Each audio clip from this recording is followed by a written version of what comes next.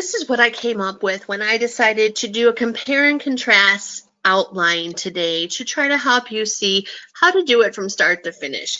Now, I did a lot of brainstorming this morning because I was trying to think of something that I know a lot about already, but that I could also research to find out more. One thing that you want to make sure of when you're doing a compare and contrast essay is that you don't pick a topic that you don't already know anything about, because when you write your paper, the bulk of your paper is going to be in your words with the sources put in to back up your opinions or what you've researched.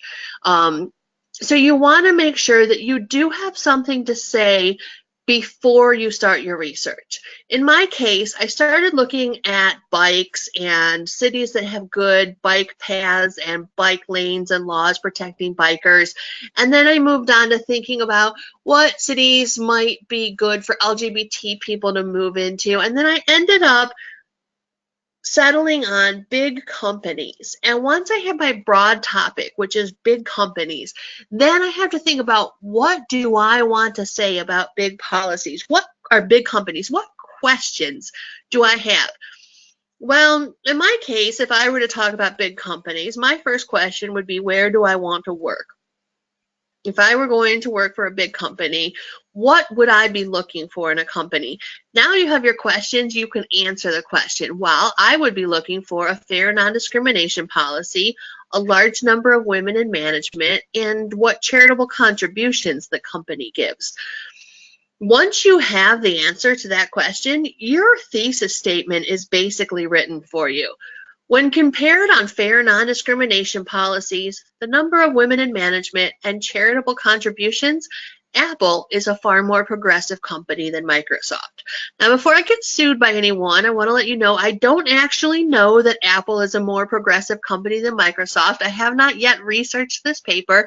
I'm just showing this as an example of what you do once you have answered your question. Now that I have my thesis statement, I had to determine, do I want to write a point-by-point comparison or a block-style comparison? First, I started with a point-by-point. And point-by-point means I'm going to take each of the examples in my thesis statement and I'm going to give them each their own point. So when it comes to fair discrimination, I will discuss Apple's discrimination policies and I will discuss Microsoft's discrimination policies before I move on to the next point, which is the number of women in management. And then I will discuss Apple's women in management and Microsoft's women in management. This is a great place to do some research and maybe put in a quote about, does Apple have a written policy about equitable practices in hiring? This is a great place to use some sources here to back up your assertions about women in management. Third point, charitable contributions. Apple's policy on charitable contributions, Microsoft's policies on charitable contributions. Do they offer paid time off for employees to go volunteer places? Do they give to causes that are near and dear to your heart? There are a lot of ways you can go with this, but once you have your 3 points, you have your outline is essentially written. Then you can note, if you were doing this as your paper, you would just have your conclusion paper or paragraph. And there you go. That's basically your compare and contrast essay written.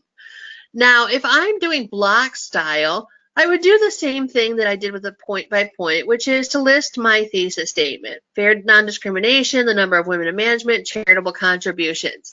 However, because I'm doing block style, I'm going to just write one company first, and I'm going to write about all 3 points just about Microsoft.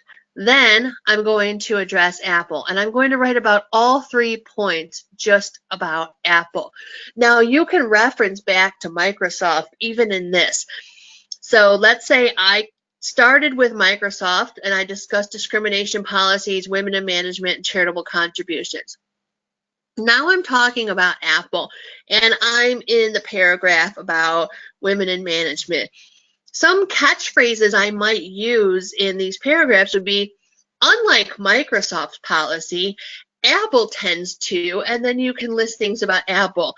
Or if I found things that they have in common, I can reference back and say, similarly to Microsoft's policy, Apple also. You want to make sure to find the things that they have in common and the things that they have different, because that's the whole concept of the compare and contrast essay. Ultimately, you will come down on one side, but you can do it in any way that you want. And that is the basic concept of the point-by-point comparison and the block style comparison.